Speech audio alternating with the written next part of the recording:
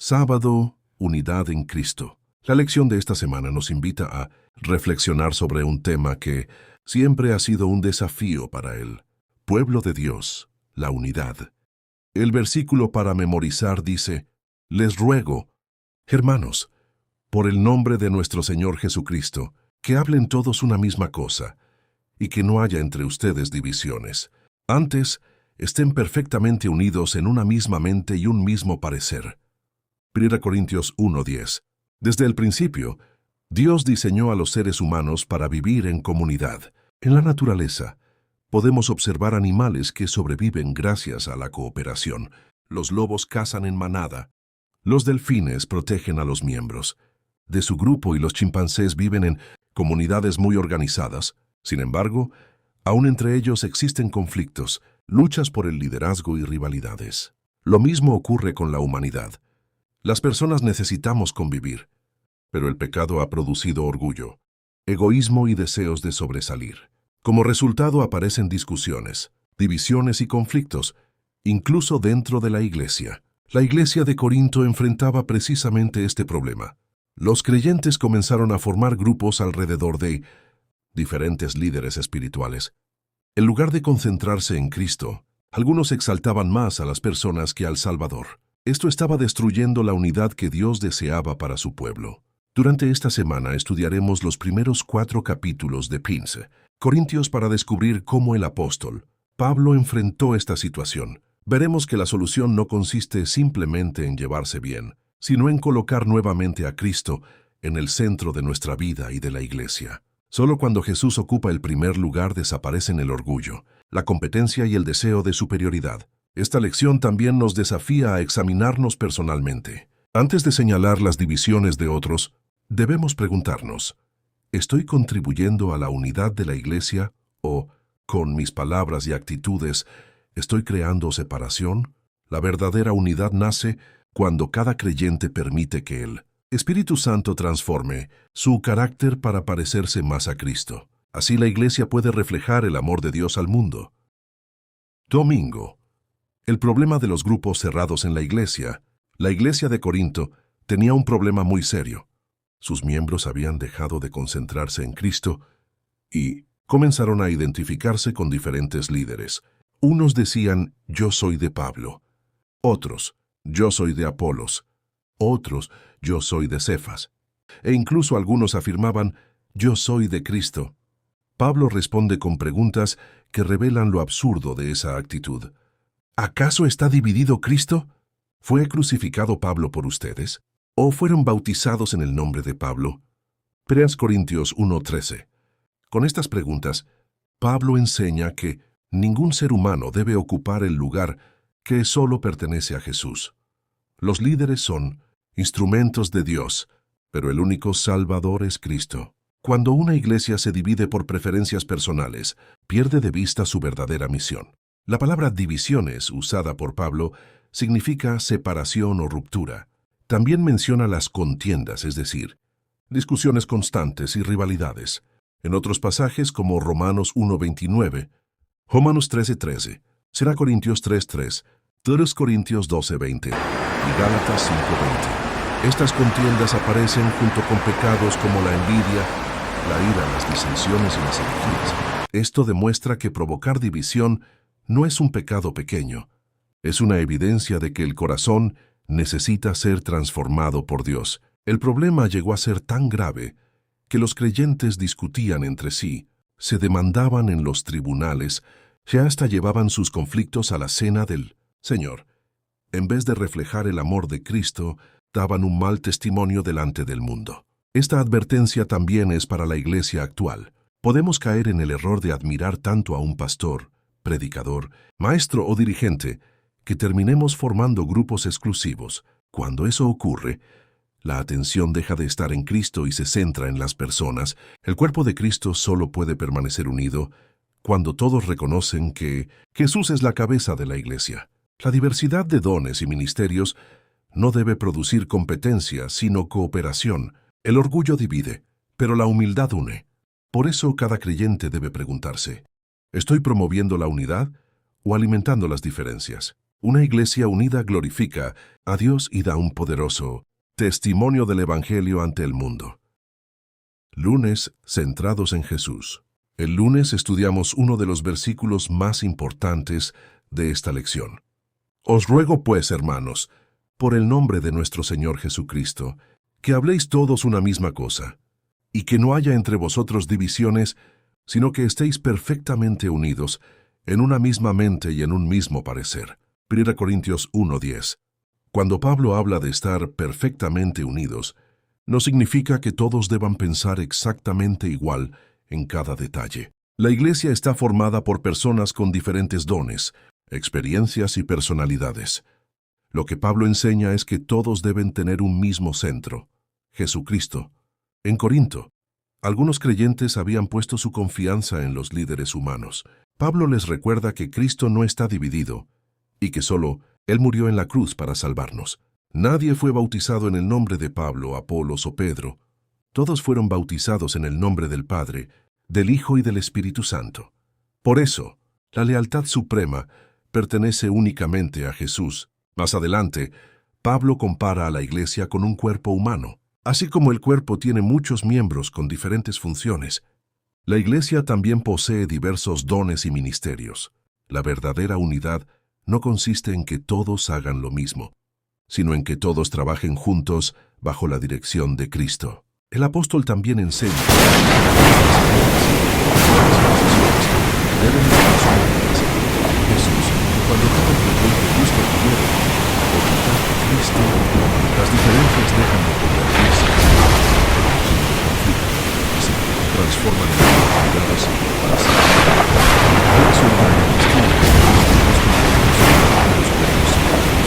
Los grupos pequeños son una bendición porque el estudio de la Biblia y la evangelización se convierten en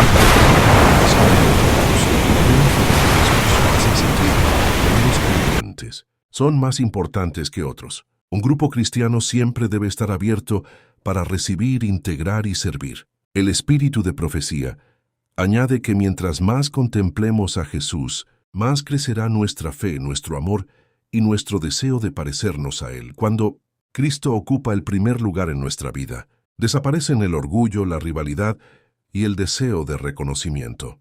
La aplicación para nosotros es sencilla. Antes de seguir a un líder humano, asegurémonos de seguir a Cristo. Los dirigentes pueden inspirarnos, pero solo Jesús es nuestro Salvador, nuestro ejemplo perfecto y la verdadera cabeza de la iglesia. Una iglesia centrada en Cristo permanecerá unida y cumplirá fielmente la misión que Él le encomendó.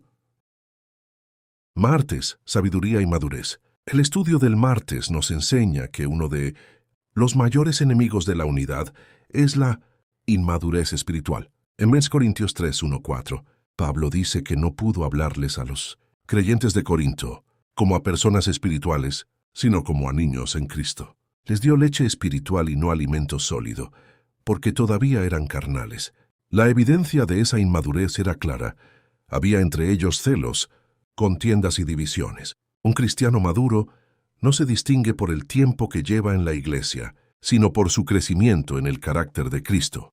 Los creyentes de Corinto conocían el Evangelio, pero seguían actuando como personas dominadas por el orgullo y el egoísmo, mientras unos decían, yo soy de Pablo, y otros, yo soy de Apolos. Demostraban que todavía pensaban como el mundo, y no como verdaderos discípulos de Jesús. Pablo explica que la verdadera sabiduría no proviene de la inteligencia humana, sino de Dios. Es el Espíritu Santo quien revela la sabiduría divina y ayuda al creyente a comprender las verdades espirituales. Una persona madura aprende a discernir entre lo correcto y lo incorrecto y deja de actuar por impulsos o emociones. La Biblia compara este crecimiento con la alimentación. Un bebé solo puede tomar leche, pero un adulto necesita alimento sólido. De la misma manera, un cristiano recién convertido comienza aprendiendo las verdades básicas del Evangelio, pero con el tiempo debe crecer en conocimiento, obediencia y servicio. Permanecer siempre como un niño espiritual impide que Dios nos use plenamente. Pablo también recuerda que todos los creyentes son colaboradores de Dios La iglesia es el campo de Dios, el edificio de Dios y el templo de Dios. Ningún miembro es más importante que otro, porque todos trabajan para el mismo Señor. Cuando entendemos esto, desaparecen la competencia y la rivalidad, y nace el deseo de servir juntos. El espíritu de profecía enseña que Dios puede seguir usando a sus siervos fieles aún en la vejez, porque la experiencia adquirida en el servicio es de gran valor para la iglesia. Al mismo tiempo, anima a los creyentes más jóvenes a aprender de ellos con humildad y respeto. La lección para nosotros es clara. La madurez espiritual produce humildad, amor y unidad. En cambio, la inmadurez genera celos, discusiones y divisiones. Si queremos fortalecer la iglesia, debemos pedir cada día que el Espíritu Santo nos haga crecer hasta reflejar el carácter de Cristo. Miércoles. Un servicio como el de Cristo. El estudio del miércoles nos muestra cuál debe ser la actitud de todo líder cristiano. En 1 Corintios 4:1-2, Pablo escribe: «Téngannos los hombres por servidores de Cristo y administradores de los misterios de Dios».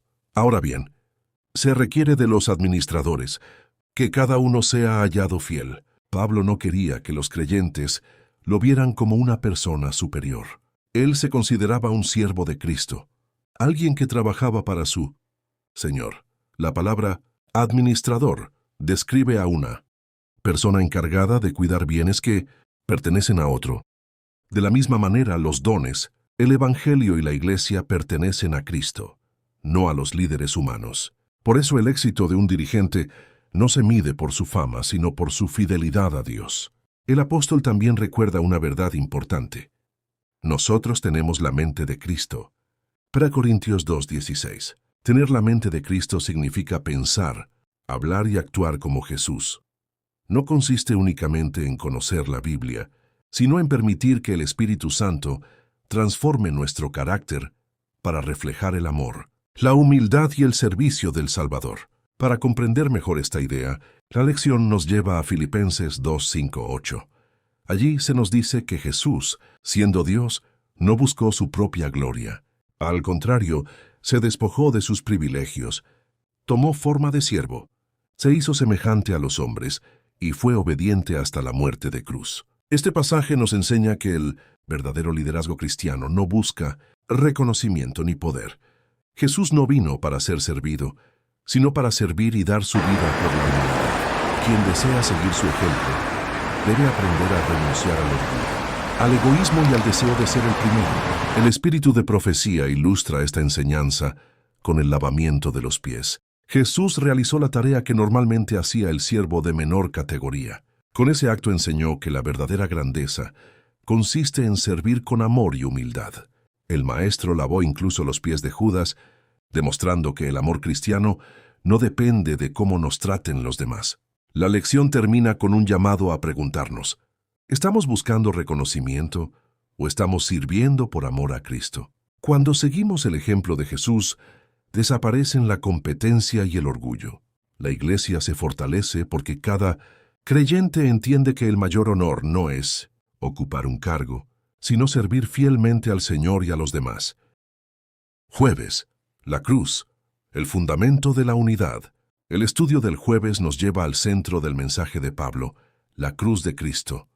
En 1 Corintios 1:18 leemos: «La palabra de la cruz es locura para los que se pierden, pero para los que se salvan, esto es, para nosotros es poder de Dios». En los tiempos de Pablo, la cruz era un símbolo de vergüenza, sufrimiento y muerte. Los judíos esperaban un Mesías poderoso que derrotara a los romanos, mientras que los griegos admiraban la filosofía y la sabiduría humana. Por eso, la idea de un Salvador crucificado parecía absurda para muchos. Sin embargo, Dios escogió precisamente la cruz para revelar su amor y ofrecer la salvación a toda la humanidad. Pablo explica que el Evangelio no depende de la elocuencia ni de la inteligencia humana. La verdadera transformación ocurre cuando las personas aceptan por fe el sacrificio de Cristo. La cruz derriba el orgullo, porque nos recuerda que nadie puede salvarse por sus propias obras. Todos somos pecadores necesitados de la gracia de Dios. En 1 Corintios 1:26-31, Pablo recuerda que Dios llamó a personas sencillas y humildes para avergonzar a los sabios según el mundo. Esto demuestra que la salvación es un regalo divino y no un mérito humano. Por eso, el único motivo de gloria es Cristo. Como dice la Escritura, el que se gloría, gloríese en el Señor. Esta verdad también fortalece la unidad de la Iglesia. Cuando Jesús, desaparecen las diferencias de posición, riqueza, estudios o capacidades. Delante de la cruz todos somos iguales, pecadores perdonados por la gracia de Dios. El espíritu de profecía enseña que la cruz es el tema principal de la Biblia, centro del pueblo de Dios.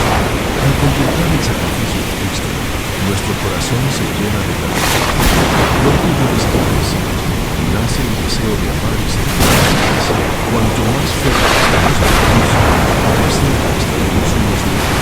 La lección concluye con un llamado personal. Si queremos una Iglesia verdaderamente unida, no debemos poner nuestra confianza en personas, tradiciones o talentos. Nuestra mirada debe permanecer fija en Jesús y en su sacrificio.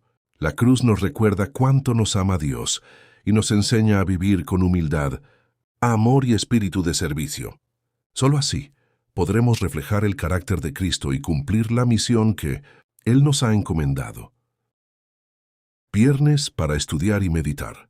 En la sección del viernes, la lección resume las enseñanzas estudiadas durante la semana e invita a reflexionar sobre cómo podemos aplicarlas en nuestra vida diaria. El mayor problema de la iglesia de Corinto no era la falta de conocimiento bíblico, sino la falta de unidad. Los creyentes habían permitido que el orgullo, las preferencias personales y la admiración excesiva por ciertos líderes produjeran divisiones. Pablo les recordó que todos pertenecen a Cristo y que solo Él debe ocupar el primer lugar en la iglesia. El espíritu de profecía destaca que la unidad cristiana no significa uniformidad. Dios concede diferentes talentos, capacidades y ministerios a sus hijos, pero todos deben trabajar con un mismo propósito: glorificar a Cristo y anunciar el Evangelio. Cuando cada creyente usa sus dones con humildad y amor, la iglesia se fortalece y cumple mejor su misión.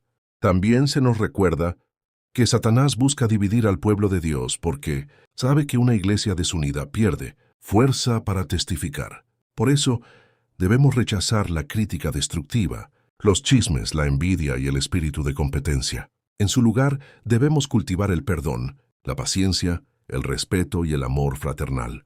La cruz sigue siendo el fundamento de nuestra unidad. Allí comprendemos que todos somos pecadores salvados únicamente por la gracia de Dios. Ninguno puede considerarse superior a otro. Cuando contemplamos el sacrificio de Jesús, el orgullo desaparece y nace el deseo de servir con humildad. Esta lección nos deja varias preguntas para reflexionar. ¿Contribuyo a la unidad de mi iglesia con mis palabras y acciones? ¿Estoy siguiendo más a personas que a Cristo? ¿Uso mis dones para servir o para buscar reconocimiento? ¿Estoy dispuesto a perdonar y reconciliarme cuando surgen conflictos? El llamado final es poner a Jesús en el centro de todo. Una iglesia unida no es aquella donde nunca existen diferencias, sino aquella donde todos permiten que el Espíritu Santo dirija sus vidas. Cuando Cristo gobierna el corazón de cada creyente, la iglesia refleja su amor, permanece firme frente a las dificultades y se convierte en un poderoso testimonio para el mundo.